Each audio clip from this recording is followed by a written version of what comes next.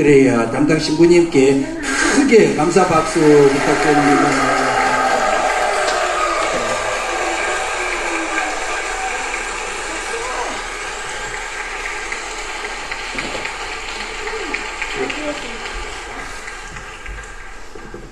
네, 반갑습니다. 방금 소개받은 동남아 순회공연을 마치고 돌아온 정재호 안드레아 담당 신부입니다. 너무 거창하게 말씀해 주셨는데 솔직히 실속은 없습니다. 네, 오늘 같이 이렇게 이야기를 나눠볼 복음의 기쁨은 약간 좀 무거울 수도 있고 어려울 수도 있지만 한번 처음부터 끝까지 어떤 내용이구나, 우리 교황님께서 무엇을 강조하시는구나, 이렇게만 좀 이해하시면 좋겠습니다. 어차피 단어 하나하나 모든 내용들을 다 저희가 소화할 수는 없을 거지만 이런 내용이구나. 그래서 제가 요약을 해보았습니다. 이렇게 288항까지 있는데 거기에서 중요한 것들 제가 보기에 그런 내용들만 요약을 해봤으니까 한번 같이 읽고 그 다음에 제가 간단하게 설명해드리고 이런 방법으로 진행하도록 하겠습니다. 피곤하신 분들은 이렇게 거룩한 모습으로 주무셔도 됩니다. 성당이니까 성령께서 알아서 해주시라고 굳은 믿음을 가지시길 바라겠습니다. 네, 그러면 주님의 기도로 이 첫 시간 시작하도록 하겠습니다. 성부와 성자와 성령의 이름으로 아멘. 하늘에 계신 우리 아버지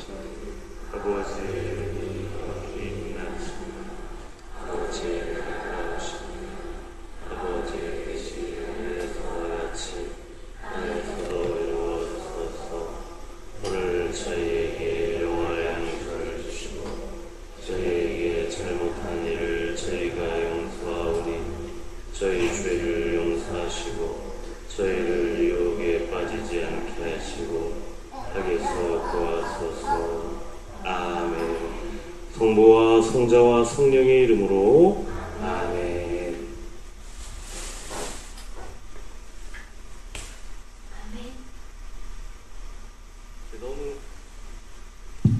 너무 긴장하지 마시고요. 이게 막 강의 시작한다니까 얼굴들이 어두워지셨습니다. 저를 째려보시는 것 같아서 부담이 됩니다. 부드러운 얼굴로 편안한 마음으로 이렇게 보시면 되겠습니다. 네, 복음의 기쁨은 프란치스코 교황님의 첫 번째 권고입니다. 권고. 이렇게 살았으면 좋겠습니다. 그리고 저도 이렇게 살겠습니다. 어떤 내용을 권고하실까? 여기에 제목에 모든 내용들이 들어있습니다. 복음이 주는 것은 근본적으로 우리에게 기쁨이다. 그것을 어떻게 내가 살고 이웃들에게 전해주겠느냐. 현대세계의 복음선포에 관한 교황 권고이고 2014년 2월 15일 날 이렇게 발행되었습니다. 그러면 첫 번째 장으로 들어가 보도록 하겠습니다. 제목은 늘 새로운 기쁨, 함께 나누는 기쁨. 여기는 항목입니다. 앞에 이 항에 이런 내용들이 들어가 있습니다. 같이 한번 읽어보실까요? 세상의 가장 큰 위험은 온갖 극심한 소비주의와 더불어 개인주의적인 불의입니다. 이는 안이하고 탐욕스러운 마음과 피상적인 쾌락에 대한 집착과 고립된 정신에서 생겨나고 있습니다. 내적 생활이 자기 자신의 이해와 관심에만 갇혀 있을 때 더 이상 다른 이들을 위한 자리가 없어 가난한 이들이 들어오지 못합니다. 하느님의 목소리를 더 이상 들을 수 없고 그분 사랑의 고요한 기쁨을 느끼지 못하며 선행을 하고자 하는 열정도 식어버립니다. 이는 신앙인들에게 매우 현실적인 위험입니다. 우리 교황님이 바라보시는 현대 세계 그리고 우리 신앙인들이 처한 그 위험과 어려움들입니다. 가장 대표적인 게 가장 큰 위험은 극심한 소비주의와 개인주의적인 불행이다. 이것이 왜 위험하냐 하면 극심한 소비주의 그리고 개인주의에 빠져 사는 한 복음 말씀이 우리 안에 스며들 틈이 없기 때문에 그렇습니다. 소비주의라고 하는 것은 철저하게 나를 향하게 되죠. 그렇죠? 타인이 아니라 내가 먹을 것, 내가 입을 것, 내가 살 것들에만 관심을 갖게 됩니다. 그런데 복음이 이야기하고 있는 것은 뭐죠? 내가 너희를 사랑하는 것처럼 너희도 서로 사랑하라. 이것이 핵심인데 타인을 바라보지 못하게 되면 아무리 예수님의 가르침이 그렇고 말씀이 그렇다고 하더라도 그것이 우리의 삶으로 우리의 마음으로 결코 스며들지 못하게 되는 겁니다. 개인주의라고 하는 것도 그렇습니다. 우리 예수님의 가르침은 철저하게 개인주의가 아니라 이타주의입니다. 이타주의. 타인을 위한, 타인을 향한. 우리가 예수님께서 하신 사랑이라는 말씀을 우리가 받아들일 때 그것은 철저하게 타인을 위해서 내 자신을 내어주는 것을 의미합니다. 그래서 예전에 그리스도교 신자들을 가르치는 하나의 칭호로서 위타 존재라 그랬습니다. 타인을 위한, 타인을 향한 존재. 그런데 이런 오늘날의 극심한 소비주의와 이런 개인주의는 우리 그리스도의 복음, 그 다음에 신앙의 핵심인 사랑을 우리의 삶 안에 받아들이지 못하게 하고 우리가 신앙생활을 하고 있지만 실제로 복음의 정신에 합당하게 살아가지 못하도록 우리를 위협하고 있다고 교황님께서 보시는 겁니다. 그러면서 이런 소비주의와 개인주의적인 불행은 바로 탐욕스러운 마음, 쾌락에 대한 집착, 고립된 정신, 우리가 아니라 나만을 바라보는 이런 것에서 점점 생겨나고 자라나고 있다. 어떻습니까? 우리 자신의 내적 생활, 우리의 신앙생활이 나의 이해, 그리고 나에 대한 관심에만 갇혀있지는 않은가? 타인을 위한 관심, 타인을 위한 이해를 향하는 것이 아니라 나에 대한, 오로지 자기 자신에 대한 이해와 관심에만 갇혀있을 때 다른 사람들을 위한 자리가 들어서지 못합니다. 특별히 가난한 이들이 들어오지 못합니다. 교황님께서 말씀하신 이 복음의 기쁨은 철저하게 선교하도록, 복음을 전하도록 우리를 초대하고 있습니다. 그리고 복음을 전하기 위해서 우리가 제일 먼저 우선적으로 해야 할 일이 무엇이냐? 그것은 바로 가난한 사람들을 찾아가고 선택하고 그들과 함께하면서 오히려 그들에게서 배우는 것이다 라고 말씀하시고 계십니다. 이것은 복음의 기쁨의 처음부터 마지막까지 일관된 방향입니다. 그리고 우리 교황님께서 처음 이제 교황님이 되셨을 때부터 지금까지 계속, 그리고 앞으로도 지금 여기에서 말씀하신 이것을 계속적으로 실행해 나갈 것 같습니다. 우리 교황님이 그래도 존경받는 것이 무엇이냐면 당신이 말씀하신 대로 살아가시는 분이시기 때문에 그렇습니다. 전 세계에 아마 제일 많은 팬클럽을 지니신 분 같아요. 저도 우리 교황님 사랑합니다. 네. 그분이 단지 교황님이시기 때문이 아니라 그 가난한 사람들을 위한 사랑, 선택, 그리고 복음을 향한 그 열정들이 놀랍기 때문에 그렇습니다. 이것이 바로 우리 신앙인들에게도 매우 현실적인 위험이다. 자기 자신에만 이렇게 우리가 자기 자신에 대한 이해와 관심에만 갇혀 있을 때, 소비주의와 개인주의적인 불행 속에서 살고 있을 때 하느님의 목소리가 더 이상 들리지 않습니다. 왜냐하면 하느님의 목소리와 정반대의 것이기 때문에 그렇습니다. 그렇기 때문에 이 기쁨도 우리가 느끼지 못하고 타인을 위해서 선한 일을 행하고자 하는 열정도 식어버리지 않았나. 여러분들 우리 자신을 한번 돌아보시고 우리 카톨릭 교회도 한번 돌아보셨으면 좋겠습니다. 우리 카톨릭 교회 안에서 얼마나 많은 가난한 사람들이 있으며 우리 교회는 얼마나 가난한 사람들을 찾아 나서고 있는가.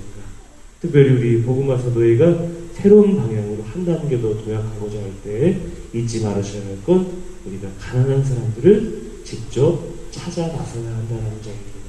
그리고 단지 우리 지역뿐만이 아니라 우리 눈에 보이지 않는 익명의 가난한 사람들을 위해서도 우리가 열려 있어야 하겠습니다. 사망, 너무 기니까 이런 것은 제가 읽겠습니다. 목이 아프실 것 같아요.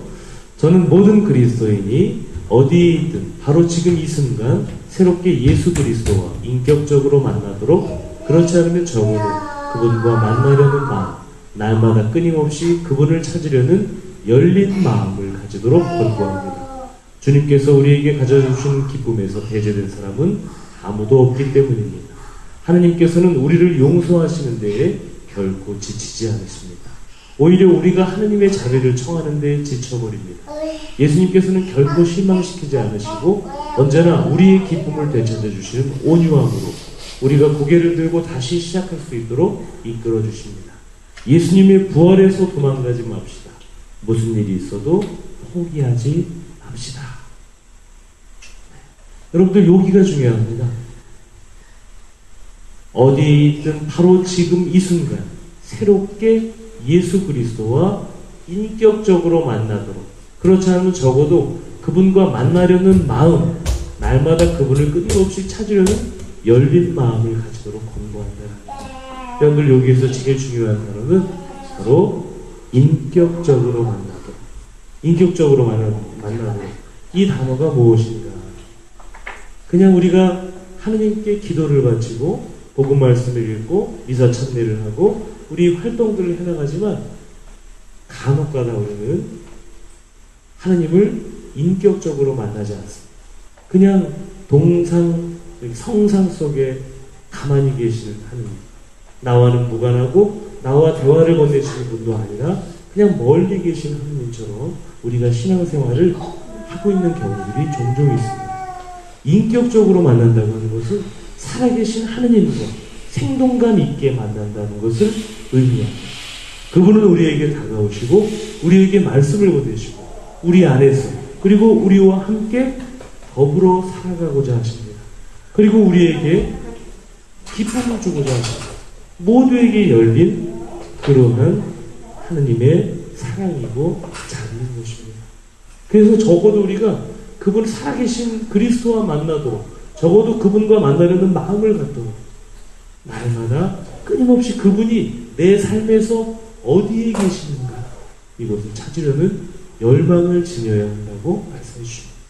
우리가 그분을 찾을 때 그분께서는 기꺼이 우리를 만나주시고 우리와 더불어 생활하신다. 여기에서 우리가 또 한 가지 바라봐야 될 것은 하나님께서는 우리를 용서하시는데 결코 지치지 않으십니다. 오히려 우리가 하느님의 자비를 청하는데 지쳐버립니다. 여러분들 맨 마지막에 예수님의 부활에서 도망가지 맙시다. 이것이 같이 연결되어 있습니다. 예수님의 부활이 여러분들에게 주는 의미는 무엇입니까? 우리는 부활신앙이 그리스도의 신앙에서 가장 중심이고 핵심적이라는 것을 알고 있죠. 그렇죠? 그런데 그렇다면 부활은 우리에게 무슨 의미를 주는 것인가? 내가 비록 죽더라도 나는 영원히 살 것이다. 그렇죠? 내가 비록 절망 속에 있더라도 어둠 속에 있더라도 고통 속에 있더라도 그분은 나를 절망과 어둠과 고통에서 일으켜 세우실 것이다. 이것이 바로 부활신앙입니다. 세상의 그 어떠한 것도 그리스도의 사랑과 자비, 그분께서 주시는 기쁨에서 우리를 갈라놓을 수 없다. 비록 내가 지금 내가 지금 힘들고 괴롭고 어려울지라도, 비록 죽음이 우리를 엄습할지라도 그분께서 나를 사랑하시는 것은 변함이 없다. 나도 역시 그리스도와 함께 부활하리라는 희망을 가지고 살아갑니다. 이것이 우리의 부활신앙인 것입니다. 무슨 일이 있어도 여러분들이 어떠한 상황이 있든 포기하지 마시고 인격적으로 그분과 만나자. 그분께서 우리를 사랑하시고 우리에게 한없는 기쁨을 주실 것이다. 우리들의 신앙생활에서 우리는 때론 이런 오류에 빠져 삽니다. 내 힘으로, 내 힘만으로 모든 것을 다 이룰 수 있을 것이다. 그러나 그렇지 않습니다. 우리에게 끝없는 힘을 주시고 생명을 주시고 사랑을 주시고 기쁨을 주시고 희망을 주시는 생명수, 생명의 원천에서부터 시작해야겠죠. 그분께서 우리에게 베풀어주고자 하신다. 우리는 그분을 만나기만 하면 됩니다. 적어도 그분을 만나려는 마음, 그분을 찾으려는 열망만 지니고 있으면 됩니다. 교황님께서 권고해 주신 말씀입니다. 8번 파랑 풍요로운 우정으로 꽃피우는 하느님 사랑과 만남으로써 또는 그 사랑과 새롭게 만남으로써 비로소 우리는 자신의 고립감과 자아도취에서 벗어나게 됩니다.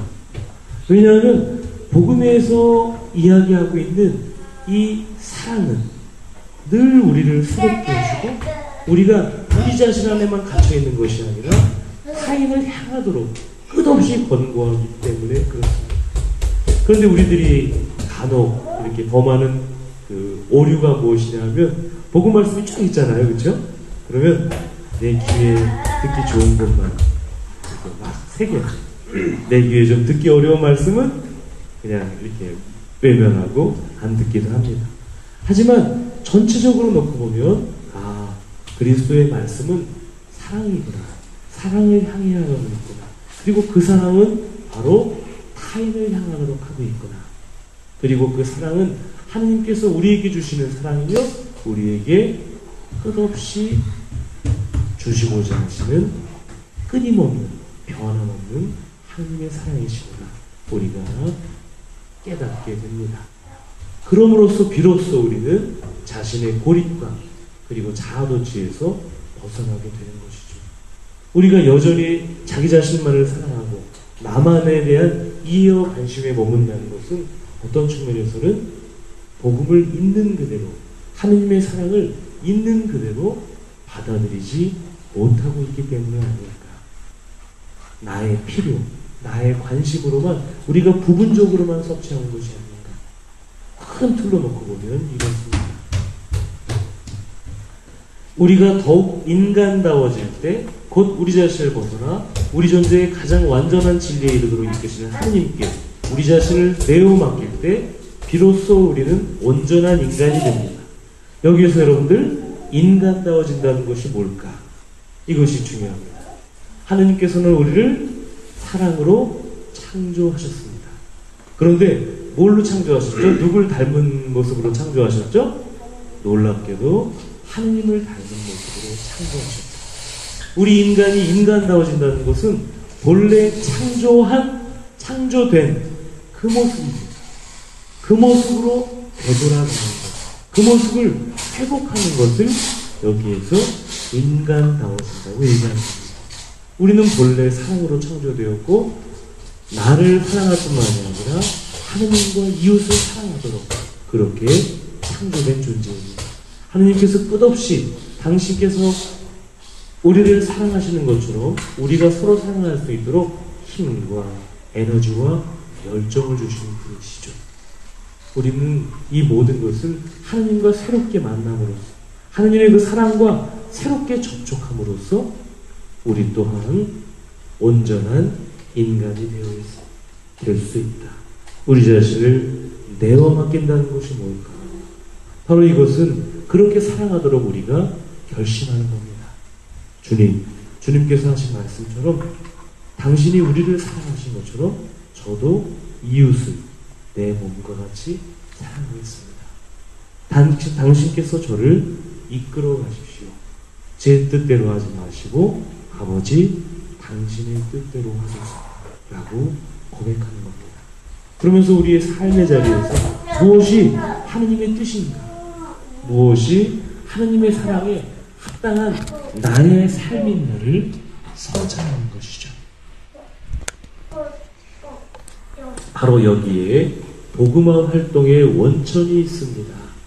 삶의 의미를 되찾아주는 사랑을 받았는데 어떻게 이 사랑을 다른 이들과 나누지 않을 수 있겠습니까?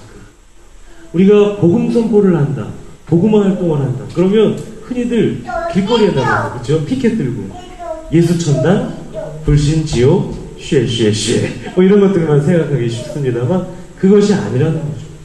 더 넓은 차원으로는 내가 하느님으로부터 그 넘치는 사랑을 받았는데 너무 행복하고 기쁜 거예요. 이것을 어떻게 나만 간직하겠는가? 더군다나 그 사랑은 나를 사랑하시지만 결정적으로 이웃을 위해 예수님처럼 내 자신을 바치도록 요구하는 사랑이거든요. 내가 너희를 사랑하는 것처럼 너희도 서로 사랑하라. 예수님께서 어떻게 사랑하셨습니까? 당신 자신을 바치지 않으셨습니까?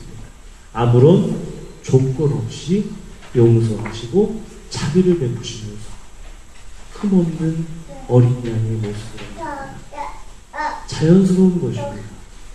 넘치는 사랑을 받았기 때문에 그 사랑을 내 안에 오로지 간직하기가 힘겨워 자연스럽게 이웃에게 흘러 들어가는 그런 사랑인 것입니다. 그러니까 결국 우리 안에 이러한 하나님의 사랑이 없다면 우리가 전해줄 수 있는 것은 빈약한 것이죠.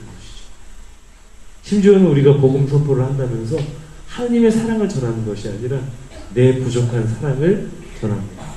그러다가 지쳐버리죠. 그렇죠? 인간은 누구나 다 삐지니까요.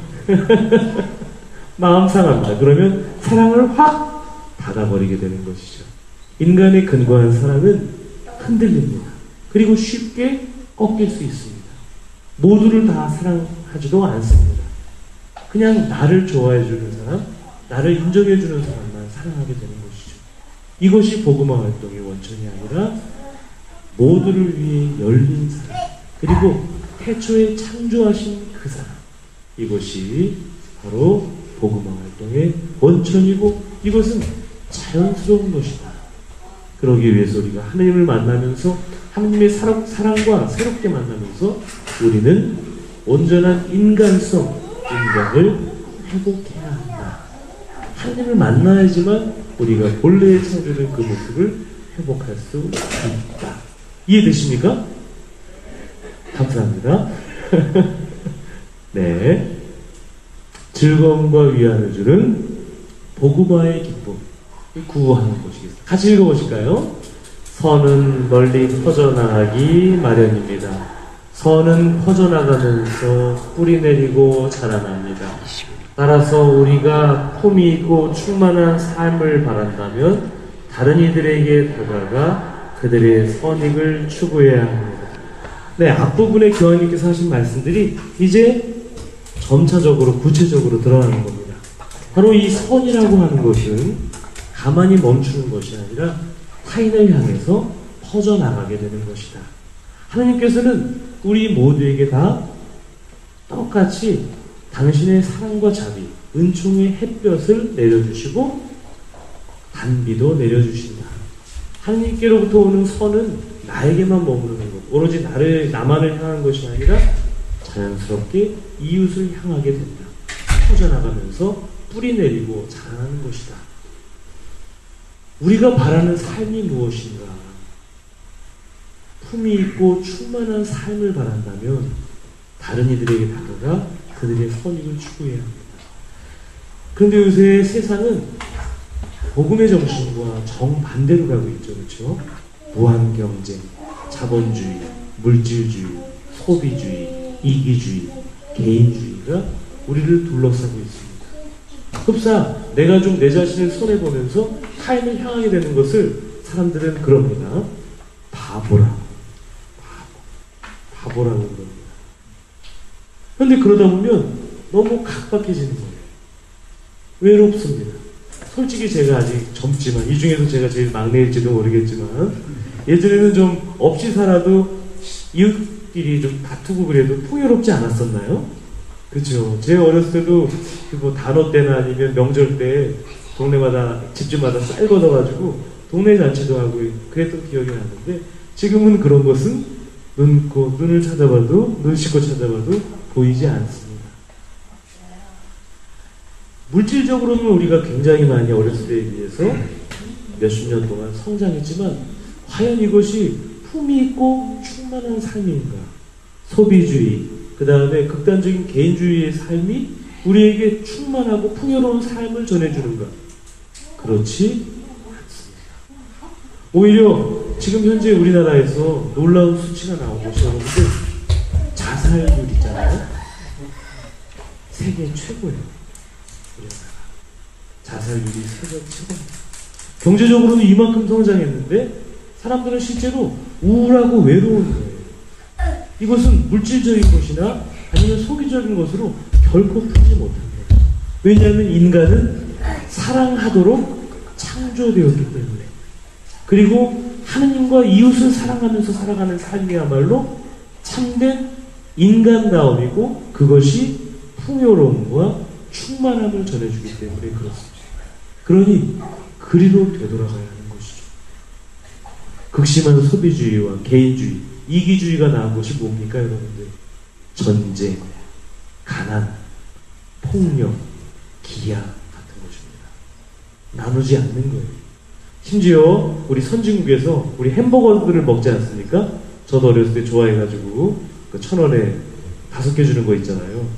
그게 소고기인지 뭔지 알 수 없지만 많은 사람들은 닭두루, 개두루 만들었다 그러는데 모르겠습니다. 아무튼 5개씩 사 먹고 막 그랬거든요. 근데 햄버거를 이렇게 만들기 위한 그 중간에 패티 있잖아요. 그 소를 키울 때 옥수수를 준다 그럽니다. 그 옥수수를 주는데 그 옥수수를 주는 만큼을 우리 아프리카나 가난한 기아에 허덕이는 나라에 주면 온 인류가 배불리 먹고도 남는답니다. 그런데 그 소고기 패티를 생산하기 위해서 소를 키우고 거기에 옥수수가 들어가고 한쪽에서는 굶어 죽어가고 한쪽에서는 음식이 남아돌아서 버리는 이런 슬픈 현실이 계속적으로 반복되고 있는 거죠. 세상이 그리고 우리가 끝없이 개인주의와 소비주의를 향해 갈 때 이러한 불균형과 인간의 애만음은 계속적으로 반복될 것입니다. 복음은 우리에게 한층 높은 차원에서 더욱 강렬한 삶을 살아갈 기회를 줍니다. 사랑의 본질이 타인을 향하는 것이기 때문에, 그리고 우리는 그렇게 창조되었기 때문에 생명은 내어줌으로써 더 자라나고 고립되고 안주하면 약해집니다. 저는 우리 교회가 약해진 것이 어느 순간인가 가난한 사람들을 향하기보다는 우리 자신들만을 향해서 그런 것이 아닌가 생각을 해봅니다. 교황님은 끝없이 가난한 사람들을 찾으라, 여기에서 이 자리에서 박차 일어나 그들에게 다가서라고 얘기합니다. 변방으로 향해라 라고 말씀하십니다. 교회가 그리스도인들에게 복음화 가업을 맡으라고 촉구할 때 이는 진정한 자유실현의 원천을 밝히는 것입니다. 진정한 인간다움을 회복하는 것입니다. 이렇게 이해하시면 되겠습니다. 우리의 열정을 되찾고 눈물을 흘리며 씨를 뿌려야 할 때에도 즐거움과 위안을 주는 복음화의 기쁨을 되찾고 이를 더욱 키우도록 합시다. 그리스도의 기쁨을 먼저 받아들여 열성으로 빛나는 삶을 살려는 복음의 봉사자가 되기를 바랍니다. 이 복음의 기쁨이 쓰여진 배경이 있어요. 가장 큰 틀은 바로 유럽 교회입니다. 유럽 교회는 굉장히 번성했었잖아요, 그렇죠? 지금도 그렇게 많이 쇠퇴한 것은 솔직히 아닙니다. 너무 많이 번성했던 시절에 비해서 쇠퇴한 것이죠. 반경 2km, 4km 되는 작은 동네에 2km, 4km 어느 동네에 갔더니 성당이 몇 개 있는 줄 아세요, 여러분들? 30개가 있더라고요. 예전엔 그렇게 많았던 거예요. 그리고 우리 유럽교회에 들어가 보면 중앙 제대가 있고 주변에 제대들이 있잖아요. 신부님들이 그렇게 많았던 거예요. 그런데 지금은 이렇게 이사 참석을 해보면 적습니다. 그리고 사제 성소도 줄어들었기 때문에 그 이태리 같은 경우에는 뭐 교구마다 다르겠지만 신부님 혼자서 본당 4군데를 맡고 있는 거예요. 4군데. 한 번은 어느 신부님이 아프시다 그래서 연세가 많으신 분인데 운전하시다가 담벼락을 들이받으셨대요. 미사해 주러 갔더니 만으로 89세셨어요. 근데 그분이 이렇게 본당에서 떠나시잖아요?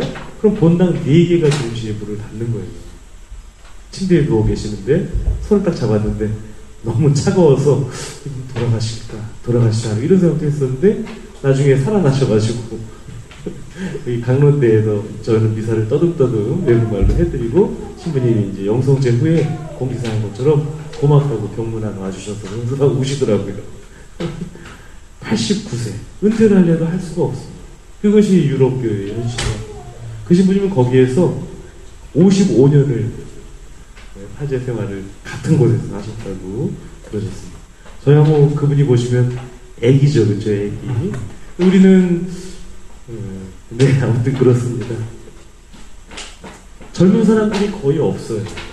연세 드신 분들만 주로 이렇게 있고, 그리고 실제로 도시에서 살기보다는 도시 외곽에서 사는 사람들이 많기 때문에 도시 외곽을 가보니까 또 거기는 또 교우들이 바글바글 하더라고요. 그러니까 우리가 뭐 관광지나 이런 데 봤던 그런 동네에서는 너무 성당이 많았던 것이죠. 너무 많고 실제로 사람들은 도시 외곽에서 살아요. 단순하게 유럽 교회가 쇠퇴하고 있다 이렇게 얘기는 어렵습니다. 모든 문화가 다 그렇게 되어 있지 않습니까? 그런데 더 이상의 열정은 없는 겁니다. 더 이상의 열정이 없는 겁니다. 과거에 초대교회가 가졌던, 그 다음에 복음의 기쁨이 전해주는, 복음이 전해주는 그 본래 거기에 대한 열정은 없는 것이고 그냥 하나의 문화로서 그 속에서 이렇게 살아가는 용기. 교황님 여기에서 한 걸음 다시 새롭게 첫 걸음을 내딛자라고 말씀하시는 겁니다. 우리 교회는 어떨까요? 우리 의정부 교구는 교구 설정 10주년이 됐죠, 그렇죠? 10살이 됐습니다. 10년 전에 의정부 교구에 지원하신 신부님들의 평균 연령은 36.7세. 지금은 어떻게 됐을까요? 46세. 10년이 지났으니까. 아직도 젊은 교구들. 옛날에는 그 군종 교구를 제외하고 제일 젊은 교구였거든요. 36.7세. 지금 10년이 지나니까 11세. 그럼 10년 후에는 또 어떻게 될까요? 네. 네.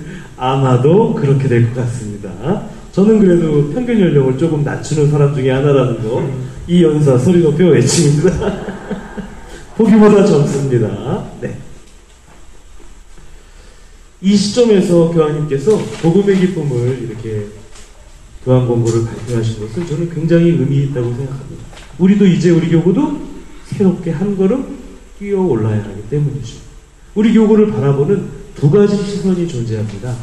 첫 번째는 10년 만에 굉장히 많이 성장했다.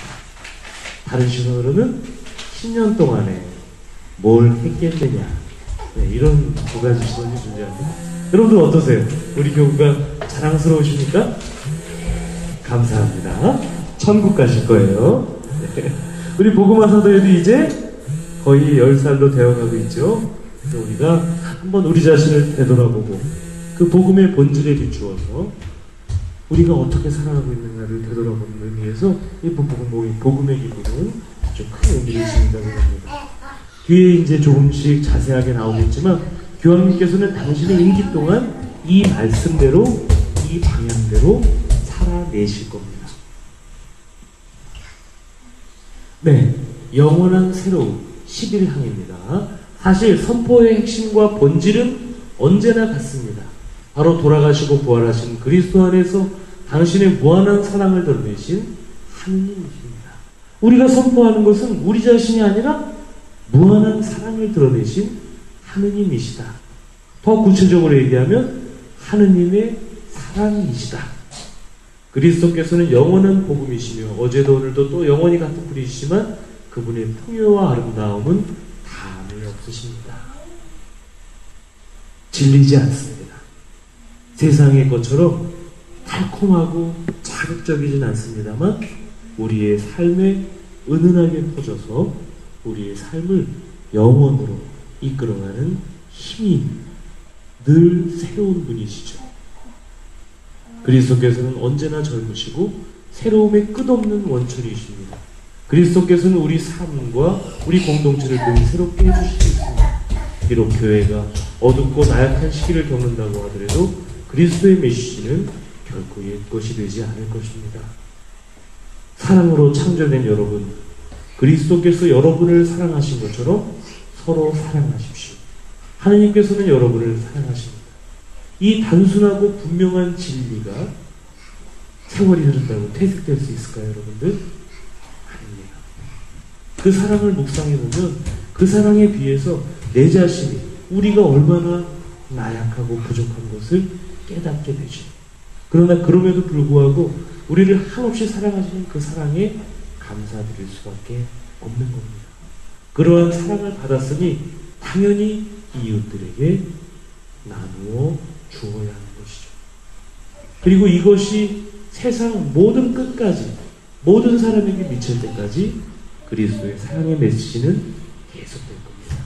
그것이 바로 하느님 나라의 완성이겠죠. 우리는 거기에 봉사자요 일꾼으로 초대받은 사람들입니다. 특별히 복음화 사도에는 이름을 너무 거창하게 거셨기 때문에 복음화 사도에 어떤 신부님이 이런 말씀하셨습니다. 명칭을 보고 두 글자로 대답하셨어요. 대박. 가장 핵심적인 복음화 사도에 여러분들 비록 아직은 우리가 거기에 합당하지 못하지만 그리고 언제 합당할 수 있을지 모르겠지만 그것을 향해서 여러분들의 그 복음화 사도회라는 명칭에 함께 걸어나갈 수 있었으면 좋겠습니다.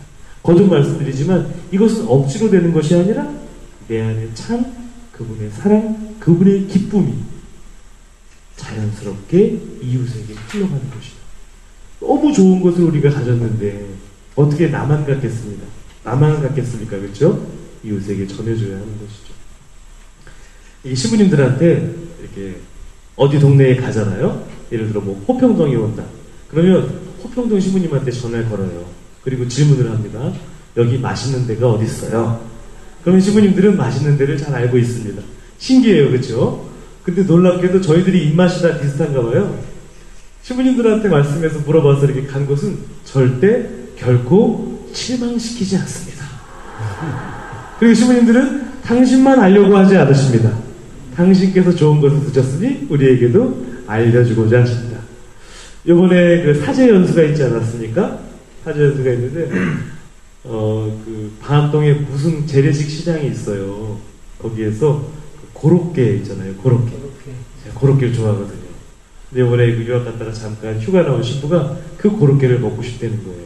그 고로케가 사람들이 막 줄 서서 먹는 집인데 저희도 줄 섰다가 거기 의자에 앉았죠. 가격을 모를 때였어요. 그래서 등치가 저보다 더 큰 신부였는데 고로케 2개 주세요. 근데 아주머니가 막 화를 내시더라고요. 고로케 2개를 하나씩 맛있게 먹었죠. 1,000원입니다. 500원짜리. 그래서 어떤 신부님이 그거 5만원어치만 사오라고. 왜냐면 신부님들이 150명이 같이 연수를 했잖아요. 그래서 5만원어치를 박스에 가지고 딱 왔는데요. 신부님들이 점심을 딱 드시고 딱 보시더니 고로케가 얼마나 맛있게 드시는지. 신부님들은 다 비싸고 고급진 것만 좋아하시는 것이 아니라 500원짜리 고로케도 사랑하셨어요. 그러면서 딱 그러시는 거예요. 옛날 그 맛 그대로라고. 요새는 너무 좋은 재료를 쓰는 거예요. 그죠? 옛날에 그 맛은 고기를 덜 쓰고 당면을 많이 넣으며 파를 송송 썰어 놓고 마지막 마무리는 뭔지 모르는 마약가루와 후춧가루로 정말 그 어렸을 때 먹던 그 맛이요. 뭔 얘기하다 여기까지 왔지? 그 맛은 결코 옛 것이 되지 않을 것입니다.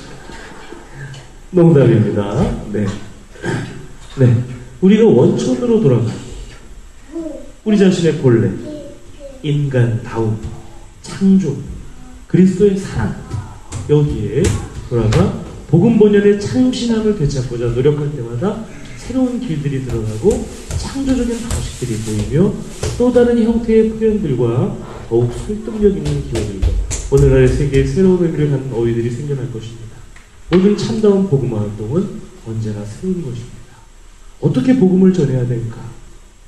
그리스도의 사랑을 받았는데, 이 넘치는 기쁨을 받았는데 이것을 내 이웃에게 어떻게 전해야 될까?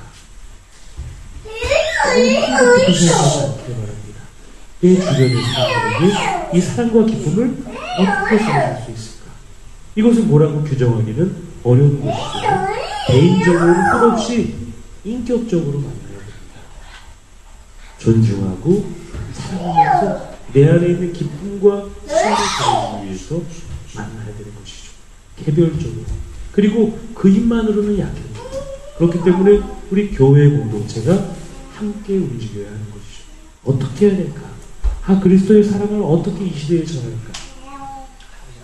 복음 본연의 참신함으로 돌아가서 노력할 때마다 그 방법들은 주어질 겁니다.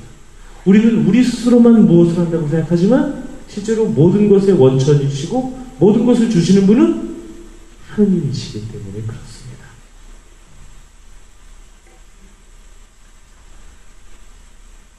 (12번) 한번 같이 12장 읽어보실까요? 사실 이 복음화 사명이 우리에게 큰 헌신을 요구하고 있지만 이것을 영웅적인 개인의 일로 보는 것은 잘못입니다. 진정한 새로움은 하느님께서 몸소 신비로운 방식으로 만드시고 영감을 주시고 일으키시며 인도하시고 또 수많은 방식으로 동행하시는 새로움입니다. 하느님께서는 우리에게 모든 것을 요구하시지만 동시에 우리에게 모든 것을 주십니다. 바로 이것입니다. 우리 개인의 영웅적인 일이 아니라 하느님의 일이라는 것.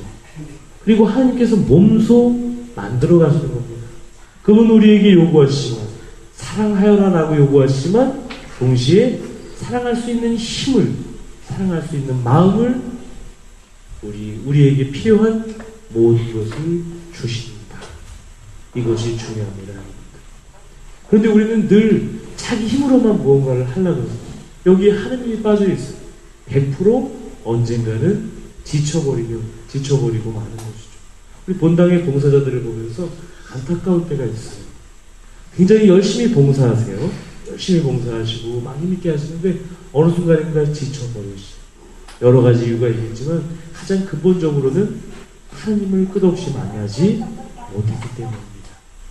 나의 성품이나 나의 인간적인 모습으로 그냥 봉사했던 거예요. 봉사하면서 끝없이 하나님께로부터 오는 힘을 받고 사랑을 받아서 봉사에 나갈수록 더 힘이 나고 열정이 일어나고 기쁨이 되살아나는 것인데 하나님과는 멀어져 버리는 이런 경우에 나중에 지쳐버리게 됩니다. 그래서 그 봉사가 끝나고 나면 신앙도 쉬게 되시는 분들이 되게 많으시죠. 그 봉사하시다 보면 당연히 상처를 받게 돼 있어요. 인간 대 인간이 만나서 나와 같은 사람은 전혀 존재하지 않습니다. 그러면 그 힘을 어디서 받겠어요? 인간에게서 찾는 것이 아니라 하나님께로부터 찾아야 되죠. 그래도 우리 복음화서도에 우리 기쁜 얼굴을 하고 계신 분들을 보면 아마도 하나님을 끝없이 만나고 계시는 거라고 이 연사 소리 높여 외칩니다. 그죠, 회장님? 그죠? 네.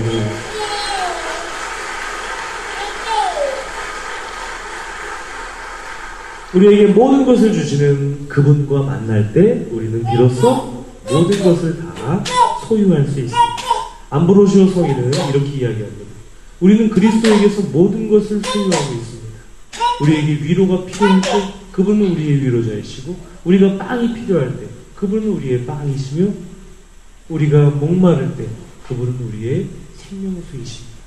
우리가 아플 때 그분은 우리의 의사이십니다. 그리스도는 우리에게 모든 것입니다. 같이 한번 해보실까요? 그리스도는 우리에게 모든 것입니다. 암브로시오 성인의 말씀입니다. 네, 이제 신앙전수를 위한 새로운 복음화 14항입니다. 새로운 복음화는 주로 세 분야에서 이루어집니다.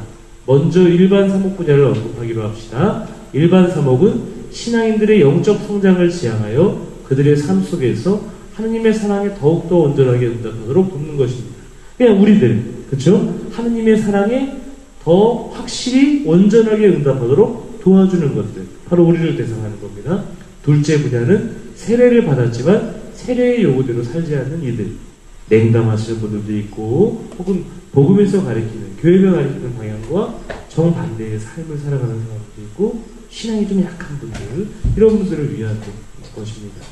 교회는 그렇지만 언제나 자상한 어머니의 마음으로 그들이 신앙의 기쁨을 되찾는 회개, 복음대로 살고자 하는 바람을 불러일으키는 회개를 경험하도록 도와주려고 합니다. 신앙이 약한 사람들을 도와주는 방향, 두 번째 방향이고요. 끝으로 새로운 복음화는 무엇보다 먼저 예수 그리스도를 모르는 사람들 또는 여전히 그분을 거부하는 사람들에게 복음을 선포하는 것이 믿지 말아야 합니다. 네, 우리 신자들을 격려하고 힘과 용기를 북돋아주고 그 다음에 세례는 받았지만 세례의 요구대로 살지 못하는 사람들을 도와주고 그 다음에 여전히 그리스도를 모르는 사람들을 우리 그리스도께로 이끌어 오는 것, 이것이 새로운 복음화의 세 가지 분야이다. 그리스도인들은 복음을 한 사람도 빠짐없이 모든 이에게 선포할 의무가 있습니다. 그리스도인은 새로운 의무를 강요하는 사람이 아니라 같이 읽어보실까요? 기쁨을 나누는 사람, 아름다운 전망을 보여주는 사람, 그리고 풍요로운 잔치에 다른 이들을 초대하는 사람입니다. 교회가 성장하는 것은 개종 강요가 아니라 매력 때문입니다. 네. 예전에 제가 그 복음화서도에 강의하면서 그리스도교 신자들이 늘어났던 이유는 바로 그들이 주변 유다인들에게 호감을 받았기 때문이다. 자신이 가진 것을 내어놓고 기쁘게 살아가고 열심히 찬미의 노래를 부르고 기도하고 가난한 이웃들을 도와주고 초대교회 공동체의 삶의 모습입니다. 사도행전에 나오는. 그래서 온 백성에게 호감을 얻은 겁니다. 교황님 말씀하신 이 말씀도 그거랑 다름이 없어요. 매력 때문이다. 아, 저분 참 행복하고 기쁘게 살아가시는구나. 겸손하시구나. 나에게 그러한 사랑과 기쁨을 나누어주고 계시구나. 봤더니 저기 공동체는 참 기쁘고 매력적이구나. 나도 거기에 일원이 되고 싶다. 이런 거예요, 여러분. 교황님께서 말씀하신. 복음화사도에 왜 오셨습니까? 매력 때문인가요? 감사합니다. 네, 그런 것입니다. 억지로 우리가 불러모으는 것이 아니라 예전에 여러분들 밀가루 신자, 참기름 신자라고 있었죠? 네. 어떤 신부님이 그러셨대요. 예전 이야기입니다. 예전 신자. 요새 교우분들이 좀 살기가 어려운지 성당에도 잘 안 나오고 냉담 비율도 높아지고 어떻게 해야 될까? 옆에 독장 신부님이 그러셨대요. 참기름 돌려. 참기름을 쫙 돌리니까 미사차 비율이 막 올라가고. 옛날에 시골분들 그러셨잖아요. 참기름 먹었으면 미사라도 참석해 드려야죠. 이런 거, 그런 것이 아니라는 거. 그렇죠, 여러분들? 이 매력을 우리가 발산했으면 좋겠습니다. 기쁨을 나누고 아름다운 전망을 보여주고 풍요로운 잔치로 우리가 주변의 이웃들을 초대했으면 좋겠습니다. 그러기 전에 먼저 우리가 우리 안에 기쁨이 있어야 되고 아름다운 전망이 있어야 되고 그리고 우리의 삶이, 우리 교회 공동체의 삶이 풍요로운 잔치와 같아야겠죠. 예수님께서 여러 가지 비유를 들어서 말씀하시지만 잔치의 비유, 신랑 신부의 비유를 자주 사용하셨죠, 복음에서. 그렇죠? 바로 그런 것입니다. 그리스도께서 우리에게 사랑과 기쁨을 주시는 것, 이것은 마치 신랑 신부가 혼인하는 것과 같다. 얼마나 기쁘고 행복하지 않겠느냐. 풍요로운 잔치와 같은 것이다. 우리에게 의무만 부과하고 해야 할 일들만 잔뜩 내려오는 것이 아니라 본질적으로 그리스도께서는 우리를 풍요롭게 해주시고 행복과 기쁨을 주고자 하신다는 것, 이것을 우리가 잊으시면 안 되겠습니다. 15항 같이 한번 읽어보실까요? 복음을 선포하는 노력이야말로 교회의 첫째가는 임무입니다. 사실 오늘날에도 선교 활동은 교회의 가장 큰 도전이고 선교 임무는 우선되어야 합니다. 이러한 말들을 진지하게 받아들인다면 우리는 선교 활동이 모든 교회 활동의 패러다임임을 깨닫게 될 것입니다. 우리는 단순한 현상 유지를 넘어서 참으로 선교하는 사목으로 옮아갈 필요가 있습니다. 이 과제는 계속해서 교회를 위한 무한한 기쁨의 원천이 됩니다. 교황님은 선교하는 사목으로 옮아가자고 말씀하시면서 교회 구조를 선교하는 구조로 개혁하자라고 말씀하십니다. 그래서 교황청까지도 선교하는 사목에 합당하게 개혁해 나가겠다고 말씀하십니다. 그리고 그렇다면 우리 교구도 선교하는 사목으로 나아가기 위해서 우리 교구의 구조도 변화되어야 하는 것이고 본당의 구조도 변화되어야 하는 것이고 더 나아가서 우리 복음화 사도에도 선교하는 구조로 변화되어야 되는 것이죠. 제가 보기에는 그래도 많이 근접해 있습니다. 선교하는 사목, 이 주제는 여러분들 끝까지 계속됩니다. 그래서 교황님께서 하시는 말씀은 우리 모두가 다 선교하는 제자가 되어야 한다. 선교하는 교회가 되어야 되고 선교하는 제자가 되어야 되고 선교하는 사목으로 옮아가야 한다 라고 계속 끝없이 강조하고 계십니다. 이거 보세요. 제1장 교회의 선교적 변모 출발하는 교회 제자 공동체의 생활을 가득 채우는 복음의 기쁨은 선교의 기쁨입니다. 이 기쁨은 복음이 선포되고 열매를 맺고 있다는 표징입니다. 그러나 이 기쁨에는 언제나 출발하여 복음을 전하고 자기 자신을 떠나 좋은 씨앗을 뿌리며 끊임없이 나아가는 힘이 있습니다. 성령께서는 그분께서 다른 곳으로 떠나시도록 이끄십니다. 자기 자신을 떠나, 그렇죠? 아까 제가 처음에 말씀드린 사랑의 본질은 무엇이죠? 타인을 사랑하는 것. 예수 그리스도께서 사랑하는 것. 늘 그 말씀을 반복하고 계십니다. 소비주의와 개인주의, 나를 향한, 오로지 나를 향한 이해와 관심이 아니라 타인을 향하는 것.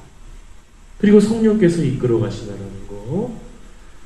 하느님 말씀에는 헤아릴 수 없는 힘이 담겨 있습니다. 교회는 가늠할 수 없는 말씀의 자유를 받아들여야 합니다.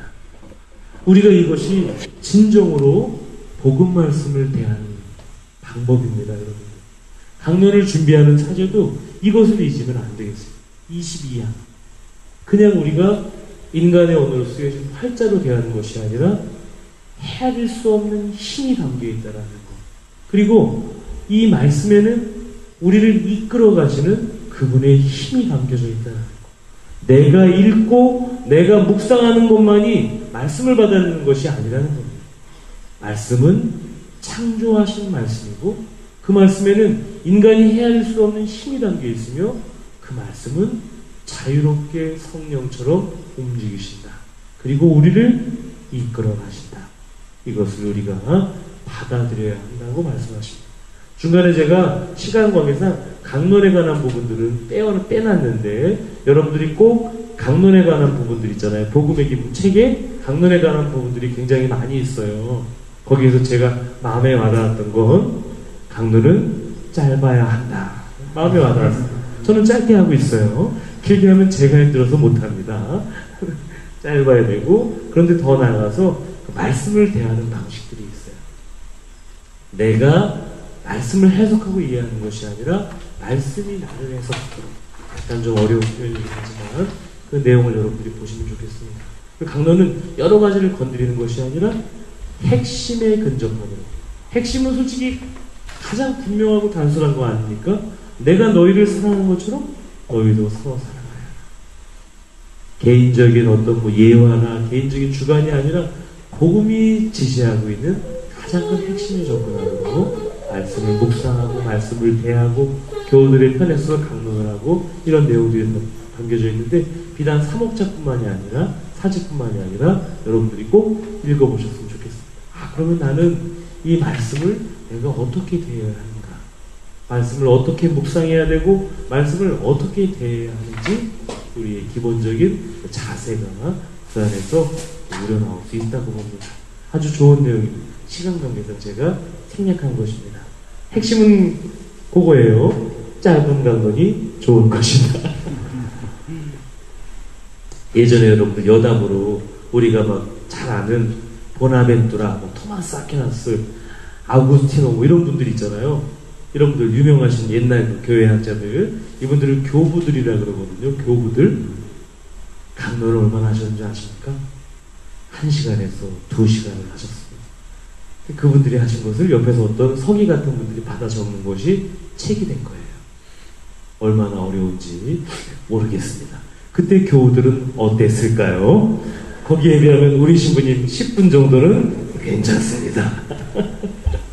네. 24만 같이 읽어보실까요? 스승을 충실하게 본받으려는 교회는 오늘날 세상에 나아 모든 이에게 모든 장소에서 온갖 기회에 주저하거나 망설이지 말고 두려움 없이 복음을 선포하는 것이 매우 중요합니다. 복음의 기쁨은 모든 민족들을 위한 것입니다. 네, 특별히 이 부분 두려움 없이 어떤 신부님이 강론을 해주셨는데 그것이 마음에 굉장히 와닿았습니다. 믿음의 반대말은 무엇일까요? 불신. 그 신부님은 불신도 되겠지만 저는 개인적으로 믿음의 반대말은 두려움이라고 생각합니다. 두려워하지 마라. 나다. 나를 믿어라. 예수님께서 하신 말씀도 우리가 기억나시죠? 그렇죠? 제자들이 문을 걸어 잠그고 숨어 있을 때 부활하신 예수님께서 나타나셔서 말씀하십니다. 두려워하지 마라. 평안하냐. 나다. 내가 너희에게 평화를 준다. 우리가 갖고 있는 두려움, 불안감 이런 것들은 어찌 보면 우리의 약한 믿음 때문일 수 있다. 하나님을 믿는다면, 그분의 사랑을 믿는다면 우리에게 두려워할 것들은 솔직히 별로 없습니다. 죽음도 안 두렵잖아요. 그렇죠? 비록 죽어본 적이 없어서 모르겠지만 말입니다. 우리는 그렇습니다.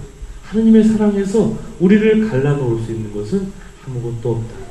죽음이나 환난이나 박해, 여러 가지 고통이나 어려움들도 하나님을 향한 사랑, 그리고 그분을 향한 희망, 그분을 향한 믿음에서 우리를 갈라놓을 수 없다. 그렇기 때문에 믿는 사람들은 두려움이 없는 사람들입니다. 믿는 사람들은 절망하거나 좌절하지 않는 사람들입니다. 자, 이런 방향으로 선교하는 교회로, 선교하는 사목으로 첫걸음을 내딛고 뛰어들고 함께 가며 열매를 맺고 우리 기뻐하자, 이렇게 얘기합니다. 첫걸음 내딛기. 주님께서 먼저 이 일을 시작하셨고 우리를 먼저 사랑하셨음을 압니다. 그러하기에 두려움 없이 첫걸음을 내딛고 앞으로 나아갈 수 있으며 다른 이들에게 다가가고 멀어진 이들을 찾으며 큰 길에 나아가 버림받은 이들을 초대할 수 있습니다. 우리 모두 첫걸음을 내딛고 뛰어들도록 조금 더 노력합시다. 복음을 전하는 공동체는 말과 행동으로 다른 이들의 일상생활에 뛰어들며 그들과 거리를 좁히고 필요하다면 기꺼이 자신을 낮추며 인간의 삶을 끌어안고 다른 이들 안에서 고통받고 계시는 그리스도의 몸을 어루만집니다. 다른 이들 안에서 고통받고 계시는 그리스도의 몸을 어루만집니다. 가장 보잘것없는 사람, 가장 가난한 사람에게 해준 것이 바로 나에게 해주는 것이다. 그분은 지금 오늘날 나를 만나러 오시는 예수 그리스도이시다. 마더 데레사 우리 수녀님의 믿음이었죠. 확신이었고 마찬가지입니다. 교황님께서 하신 말씀도. 따라서 복음 선포자들은 양들의 냄새를 풍기고 양들은 그들의 목소리를 알아듣습니다. 복음을 전하는 공동체는 아무리 힘들고 기나긴 길이라도 한 걸음 한 걸음 사람들과 함께 갑니다. 함께 갑시다 라고 얘기하고 계시는 것이죠. 복음화는 무한한 인내로 이루어지며 온갖 제약을 헤아립니다. 그렇지만 충실한 복음화는 또한 열매를 맺습니다. 열매를 맺습니다. 100배, 1000배 열매를 맺을 것이다. 처음에 보잘것없는 겨자씨 한 알과도 같지만 공중에 온갖 새들이 깃들 수 있는 큰 나무가 될 것이다. 하나님 나라의 특성과 똑같습니다. 사랑의 특성과도 똑같습니다. 선의 특성과도 똑같습니다. 퍼져나가고 뿌리 내리고 자라고 열매 맺게 마련인 것입니다. 하느님께로부터 온 것은 그렇습니다. 하지만 복음을 전하는 공동체는 기쁨으로 가득하고 언제나 기뻐할 줄 압니다. 기쁨에 찬 복음화는 우리의 일상의 요구 안에서 선을 키우며 전례 안에서 아름다움이 됩니다. 전례의 아름다움을 통하여 교회는 복음화하고 복음화됩니다. 전례는 또한 복음화 활동을 경축하는 것이며 자신을 내어주는 새로운 힘의 원천입니다. 전례가 우리 신앙의 시작이며 마침이다. 여러분들 미사 찬례가 제일 중요한 겁니다. 우리 신앙생활에 미사보다 더 큰 기도나 아니면 신앙 행위는 존재하지 않는다는 것을 말씀드리겠습니다. 하나님의 말씀을 듣고 실행하지 않을 때 아무 의미가 없죠. 그렇죠? 예수님께서 이렇게 말씀하시지 않았어요. 누구나 다 나더러 주님 주님 한다고 하나님 나라에 올 수 있는 것은 아니다. 아버지의 뜻을, 하나님의 말씀을 실행하는 자라야 하늘나라에 들어올 수 있다. 말씀을 듣고 실행하는 것. 성체를 우리가 아무 의미 없이 보실 수 있습니다만 성체의 기본적인 의미는 성체를 받아 모셔서 힘을 내서 다시금 예수 그리스도처럼 사랑하고 내어주면서 자기 자신을 타인에게 내어주면서 그렇게 살아가라고, 성체처럼 살아가라고, 예수 그리스도처럼 살아가라고 우리에게 당신의 몸을 내어주시고 말씀을 듣고 그리스도처럼 사랑하고자 살아가는 삶, 이것이 우리 신앙생활의 핵심이죠. 그렇죠? 그것이 어디에서 극단적으로 분명하게 드러납니까? 극명하게 바로 미사에서 드러납니다. 미사에서 드러납니다. 그 미사 말씀해 줄릴 때 하시는 말씀은 그냥 과거의 그냥 말씀이 아니라 아까 교황님이 쓰셨죠? 말씀에는 헤아릴 수 없는 하나님의 힘이 담겨 있다고. 그 말씀의 자유, 우리를 이끌어 가시는 그 자유에 우리 자신을 내어 맡겨야 하는 것이죠. 말씀 전례. 말씀 전례로 뜨거워진 우리의 마음 안에 그리스도께서 직접 당신의 몸인 성체를 우리에게 내어주신다. 그리고 그 성체를 받아오시는 사람은 성체처럼 예수 그리스도처럼 사랑하고자 내 자신을 내어주고자 새로운 결심을 하고 힘을 얻어 살아간다. 본인의 노력만이 아니라 하나님께서는 모든 것을 요구하시지만 모든 것을 풍요롭게 채워주신다. 우리 신앙의 핵심이 전례라는 것을 여러분들 잊지 않으시길 바라겠습니다.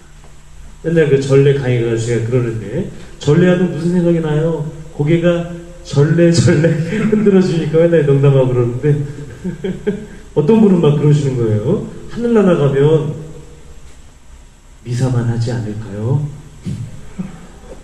할렐루야 뭐 천사들이나 이거만 하지 않을까요? 시부님 그건 천국이 아니라고 생각합니다. 제가 말씀드렸죠. 가봤어야 알죠. 네, 사목활동의 쇄신, 아까도 말씀드렸죠. 사목적 선교적 쇄신의 길로 나아가도록 필요한 노력을 다하기를 바랍니다. 교황님께서 하신 말씀입니다. 현재의 상황을 그대로 내버려 둘 수는 없습니다. 이대로는 안 됩니다라고 얘기하신 거예요.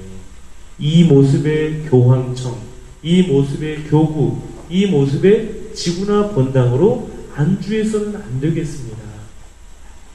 온 세상에서 지속적인 선교 자세를 유지하도록 합시다. 26항 제2차 바티칸 공의회는 교회의 개혁을 예수 그리스도께 충실한 끊임없는 자기 쇄신에 열린 것으로 제시합니다. 복음화 노력을 저해할 수 있는 교회 구조들이 있습니다. 새로운 생명과 진정한 복음화 정신이 없다면, 교회 본연의 소명에 대한 충실성이 없다면 그 어떠한 새로운 구조도 이내에 쓸모없는 것이 되고 맙니다.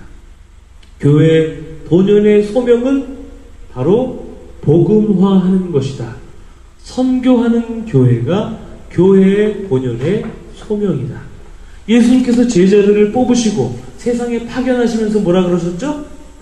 너희는 땅 끝까지 모든 피조물들과 사람들을 내 제자로 삼아.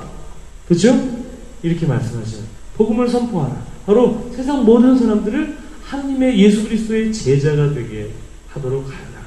이것이 바로 교회 본연의 소명이자 예수님께서 최초의 제자들을 파견하시면서 맡기신 사명이고, 그 사명이 지금까지 우리에게 계속되어지고 있는 것입니다.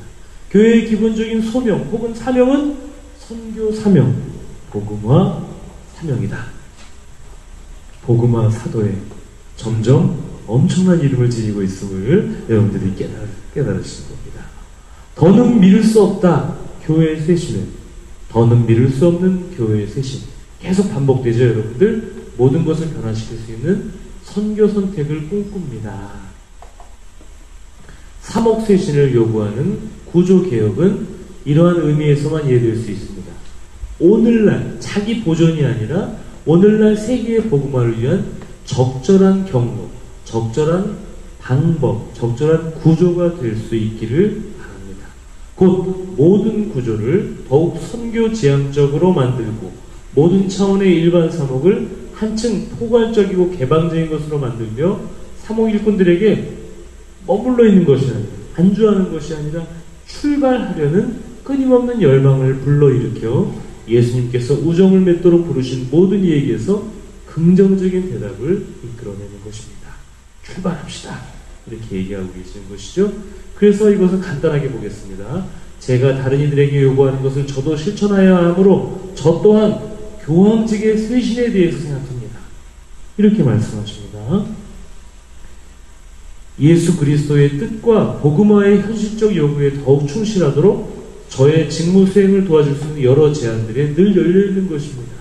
교황직과 보편교회의 중앙조직들 또한 사목개혁의 요청에 귀 기울여야 합니다. 지나친 중앙집권은 교회의 생활과 그 선교활동에 도움이 되기보다는 이를 어렵게 만듭니다. 중앙집권이 안 되려면 어떻게 될까요? 본당에 여러분들 신부님 한 분이 딱 계세요. 모든 것들은 다 신부님이 오케이 해야지 이루어지고 신부님이 노 하면 안 됩니다. 한번 신부님 허락 안 받고 했다가 난리가 났어요.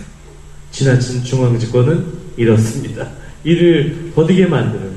대신 우리 교우분들이 신부님의 뜻과 일치를 해야겠죠. 그렇죠? 신부님의 사목적인 방향성과 일치를 해주고 같이 협의체적인 모습으로 합의체적인 모습으로 함께 해나가는 모습이 이상적인 모습일 겁니다. 우리 교회도 그렇게 나아가야 되겠죠. 그렇죠? 저도 늘 우리 복음화 사도에 말씀드리지만 제가 담당 신부라고 해서 제가 지시하는 사람이 아니라 같이 회의를 하고 거기에서 나온 결과들을 존중하겠습니다라고 얘기합니다. 그리고 저의 의견이 절대적인 의견이 아니라 저도 똑같은 참여자로서의 제안. 그러면 저는 어떻게 개입해야 되는가? 제가 개입하는 것은 그럴 일은 없겠지만 교회 정신에 어긋나거나 교회 공동체를 해칠 위험이 있을 때는 적극적으로 개입해야 되겠지만 그 다음에는 아닙니다. 그런 의미에서 복음화 사도회는 지금 잘 가고 있습니다. 함께 협의하고 회의하고 있고 그리고 이제는 지역 공동체들이 점차 자리를 잡아가고 있죠. 그렇죠? 특별히 우리 1, 2지구에서도 점차 뿌리를 내려가고 있으니까 여기에서도 건강하게 이렇게 성장했으면 좋겠습니다. 아름다운 일입니다. 제가 보기에는 정말로 아름다운 일입니다. 선교를 핵심으로 하는 사목은 33항입니다. 안이한 태도를 버리라고 요구합니다. 저는 모든 사람이 저마다 자기 공동체가 지닌 복음화의 목표와 조직 또 그 양식과 방법을 과감하게 창의적으로 재고하도록 권유합니다. 기존에 흘러왔고 해왔던 것이 절대적인 것은 아니다. 선교에 합당하도록 모든 것을 다시 한번 우리가 점검해보자. 적절한 방법들을 함께 찾아보자. 그렇지 않으면 선언적인 구호에 그치고 말 것이다. 힘드시죠? 잠깐 우리 이거 기지개 한번 펴실까요? 쉬는 시간은 안 됩니다. 내용이 너무 많아요. 네.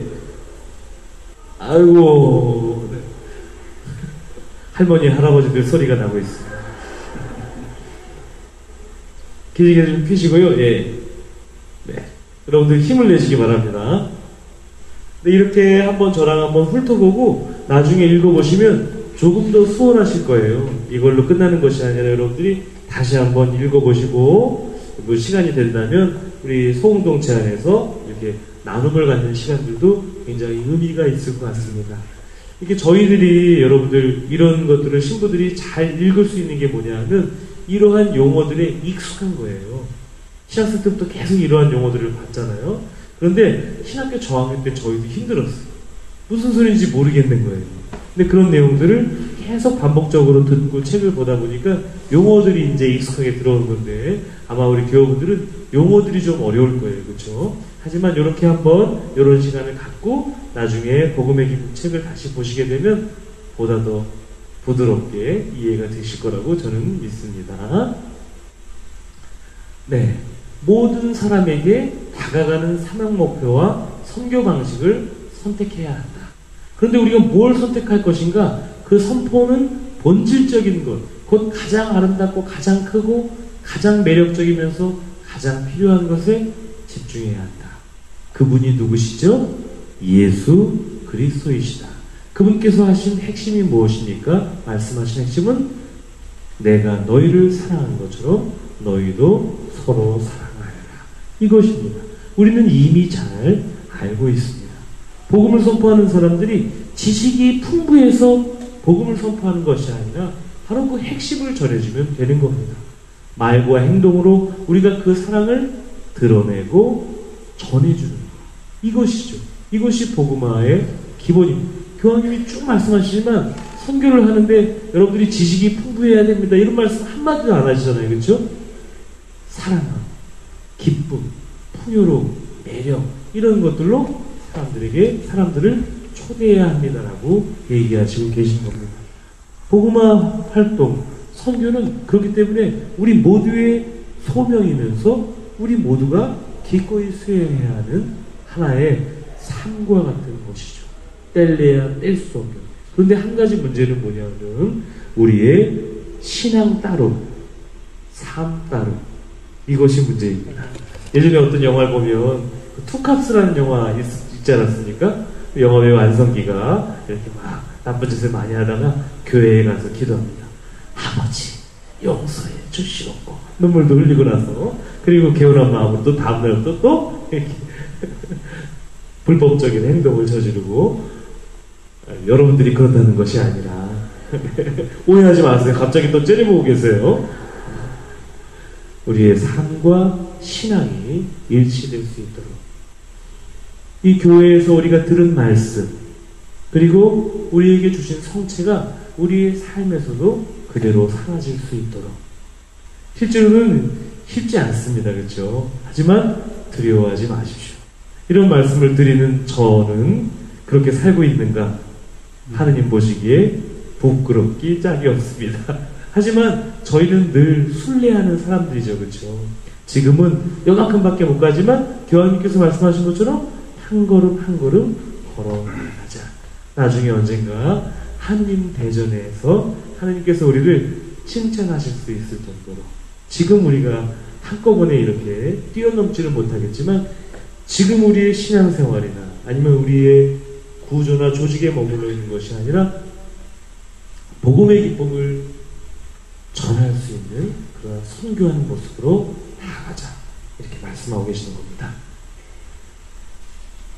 네, 여기 보시면 우리는 계시종교죠, 그렇죠? 계시된 모든 진리는 같은 신적 원천에서 나오며 같은 신앙으로 믿게 되지만 그 가운데 몇 가지가 복음의 핵심을 더 직접적으로 표현할 수 있기에 중요합니다.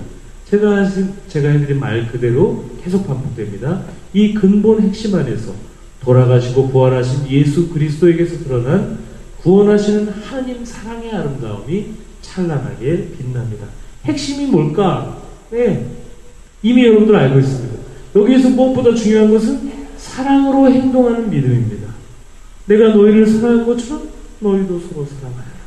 이웃을 향한 사랑의 활동은 성령의 내적 은총을 가장 완벽하게 밖으로 드러내는 것입니다. 이렇게 말씀하고 계시는 것이죠. 사랑으로 행동하는 믿음이다. 이것이 핵심이다. 인간 한계 안에서 구체화되는 선교 41항을 보시면 오늘날 거대하고 급격한 문화적 변화는 영원한 진리의 새로움을 끊임없이 깨닫게 해주는 언어 안에서 우리가 진리 표현의 방법을 계속해서 찾으라고 요청합니다. 오늘날 사람들에게 복음 메시지를 온전히 전달하려면 이러한 표현 형태들이 반드시 쇄신되어야 한다는 것을 기억합시다. 시대가 많이 변했습니다. 예전에 우리 신앙생활 하실 때 시부님들이 강론하실 때의 말투와 지금 말투는 완전히 달라졌죠. 그렇죠? 네. 그리고 앞으로도 계속 세상은 변화할 것입니다. 우리 젊은 청년들이 무슨 얘기할 때 가끔 가다가 자기네들끼리만 얘기할 때가 있어요. 그러면 솔직히 저도 젊은데 무슨 소리 하는지 모르겠어요. 무슨 소리 하는지 모르겠어요. 그리고 곰곰이 얘기를 하다 보면 그 세대 간의 생각하고 대화하는 방식이 다릅니다. 요새 젊은 애들은 이런 얘기 많이 하시죠. 그렇죠? 솔직히 예전에는 뭐 한 20년 차이 정도만 돼야 20년 사이에서 서로 생각도 비슷하고 말도 비슷하고 그랬는데 요새는 10년, 5년 단위로 전혀 생각이 다른 생각하는 방식, 대화하는 방식이 다를 수 있습니다. 마찬가지로 그리스도의 그 복음의 핵심은 똑같죠. 사랑하라는 복 말씀. 그리고 당신께서 우리를 사랑하신다라는 이 핵심은 똑같은데 이것을 어떻게 전달할까? 그것은 아주 다양하고 풍요로운 방식으로 변해야 한다는 것입니다. 세상 모든 사람들에게 복음을 빠짐없이 전하려면 세상 모든 사람들이 빠짐없이 이해하고 알아들을 수 있는 방식으로 가야겠죠. 그래서 예전에 복음화라고 했던 표현에서 새로운 복음화라는 용어를 요한 바오로 2세 교황님께서 1980년대에 처음으로 사용하셨는데, 이제는 복음화라고 하는 것은 우리 교회가 평생 죽을 때까지, 하느님 나라가 완성될 때까지 지켜나가야 할 소명이고 사명인데, 이제는 과거의 방식이 아니라 새로운 방식이 있어야 하겠다. 그래서 새로운 복음화라는 말씀을 하신 겁니다. 이제는 새로운 방식으로, 그리고 새로운 표현으로, 그리고 우리가 좀 지쳐있고 안주하려고 그러는데 그러지 말고 새로운 열정을 지니고 복음화 활동을 해나가자 라는 의미에서 새로운 복음화라는 의미를 사용하신 겁니다. 그리고 그 이후에 교황님들도 계속 이 말씀을 사용하고 계시고, 우리 프란치스코 교황님께서도 사용하고 계시죠. 그래서 결론적으로 새로운 복음화라고 하는 것은 세 가지 차원을 지닙니다. 새로운 열정, 새로운 표현, 새로운 방법. 같이 한번 해보실까요? 새로운 열정, 새로운 표현, 새로운 방법. 이 세 가지가 바로 새로운 복음화의 의미이다. 복음화 활동을 해나가는데 이제 좀 새롭게 하자. 새로운 열정을 가지고 새로운 표현으로 현대 세계에 맞는, 사람들에게 맞는 표현과 방법으로, 그런 의미입니다. 42항, 우리는 복음의 아름다움을 모든 사람이 더욱 잘 깨달을 수 있도록 진심을 다하여야 합니다. 신앙은 언제나 십자가를 지니고 있습니다. 신앙은 어떤 모호함을 지니고 있지만 그 때문에 확고한 신앙의 동기가 흔들리지는 않습니다. 따라서 우리는 모든 종교적 가르침이 복음 선포자의 생활 방식에서 드러나야 한다는 것을 기억하여야 합니다. 그러할 때 친교와 사랑의 증언으로 마음의 동기를 일깨웁니다. 바로 우리의 신앙은 십자가도 지니고 있다. 그리고 어떤 모호함도 있지만 그 때문에 우리 신앙이 흔들리지 않는다. 우리가 모든 것을 다 이해할 수 있는 것은 아니지 않습니까? 그렇죠? 우리는 신비를 신비라고 이야기해야 합니다. 하느님의 것을 하느님의 것이라고 이야기해야겠죠. 우리는 이해할 수 있습니다. 하느님이 우리에게 알아듣도록 계시해 주신 진리는 이해할 수 있습니다. 하지만 감추어진 것은 여전히 감추어져 있다. 신비는 신비이다. 무엇보다 더 중요한 것이 바로 우리의 생활 방식에서 우리가 믿는 것이 드러나야 하는 것이다. 그런 얘기들 많이 하잖아요. 저 사람은 천주교 신자인데 왜 저래? 그렇죠? 그런 것이 아니라 저분은 천주교 신자이니까, 가톨릭 신자이니까 저러시구나. 이것이 더 중요한 것이죠. 아까도 말씀드렸다시피 프란시스코 교황님께서는 당신께서 하신 말씀대로 살아가십니다. 그것이 놀라움이고 사람들에게 존경을 받고 있는 가장 큰 이유라고 저는 생각을 합니다. 우리가 꼭 존경을 받으려고 하는 것은 아니지만 우리가 전하는 복음이, 그리스도의 사랑이 힘을 얻기 위해서는 우리의 행동으로, 바로 이러한 생활로 드러나야 한다. 여러분들 꼭 기억하셨으면 좋겠습니다.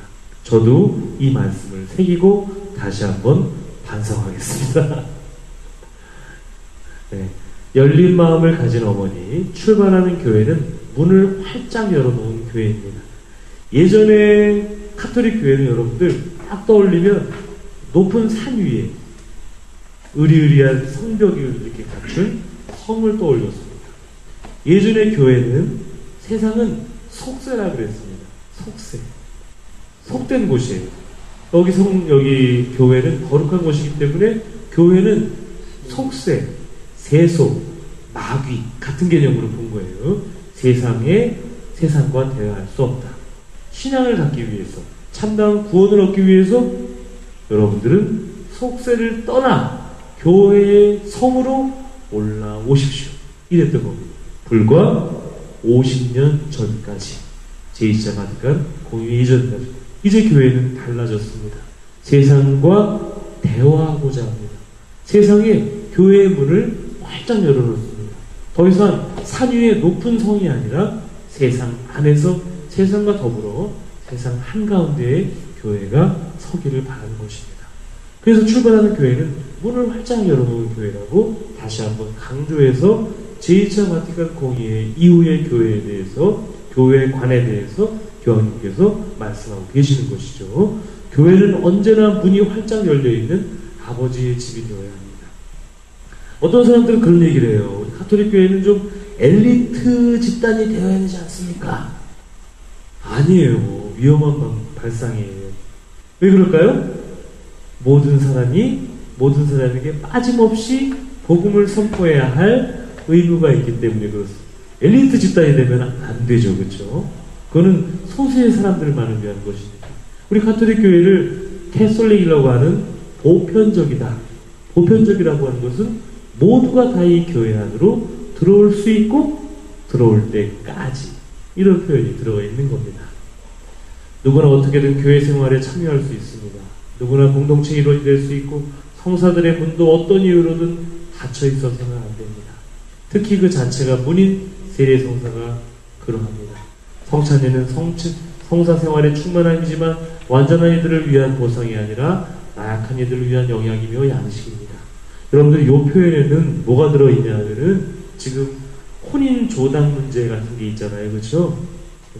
우리 가톨릭 교회에서는 한 번 혼인하는 것을 영원하다고 생각을 하죠. 이혼하고 재혼하시는 분은 혼인 무효 소송을 받아야 됩니다. 그런데 이 소송의 절차가 좀 복잡하기도 할 뿐더러 오래 걸리기도 합니다. 아마 거기에 대한 조만간의 방침을 발표하실 것 같아요. 그래서 성체를 영하지 못하는 조당자들에 대한 어떤 배려나 어떤 사목적인 어떤 방식의 변화들이 교회 안에서 일어날 것 같습니다. 그렇잖아요. 그렇죠? 그 조당자들의 그 자녀들 같은 경우에 유아 세례도 받기 힘들잖아요. 그렇죠? 그런 부분들이 조금씩 개선되지 않을까 싶습니다. 그런 내용입니다. 이 내용이 왜 탁 튀어나왔나 모르셨죠? 그렇죠? 그 교회가 조금 더 열린 교회, 자기 자신을 낮춘 교회로 나아가야 되지 않을까 교황님께서 하신 말씀입니다. 여러분들 거의 다 끝나가고 있어요. 힘을 내세요. 힘을 내시고 5분밖에 안 남았습니다. 여러분들 잘하면 3분 여유를 드릴 수 있을 것 같아요. 참 자비롭죠? 3분? 네, 49항 같이 한번 읽어보실까요? 이러한 선교 역량을 지니고 있다면 한 사람도 빠짐없이 모든 사람에게 다 닿아야 합니다. 그렇다면 누구에게 먼저 다가가야 합니까? 친구와 부유한 이웃이 아니라 그 누구보다도 가난한 이들과 병든 이들, 자주 멸시당하고 무시당하는 이들, 우리에게 보답할 수 없는 이들에게 다가가야 합니다. 이 분명한 메시지를 약화시키는 어떠한 의심이나 변명도 있어서는 안 됩니다. 결코 가난한 이들을 저버리지 맙시다. 어찌 보면 여러분들 이 49항이 복음의 기쁨의 핵심입니다. 복음의 기쁨의 핵심입니다. 예수님께서 인간을 사랑하셨다. 그래서 인간이 되어 오셨다. 예수님께서 제일 먼저 찾아간 사람들은 누구였습니까? 가난한 사람들이었습니다. 가난한 사람들을 우선적으로 선택하셨습니다. 예수님께서 식사를 같이 한 사람들은 누구였습니까? 바로 가난한 사람들이었습니다. 교회가 가난한 사람들을 찾아가지 않을 때 이것은 복음의 생동감과 역동성을 해치는 길이 됩니다. 근본적으로 교회는 가난한 사람들을 최우선적으로 선택해야 하는 교회입니다. 그런데 여러분들 지금 이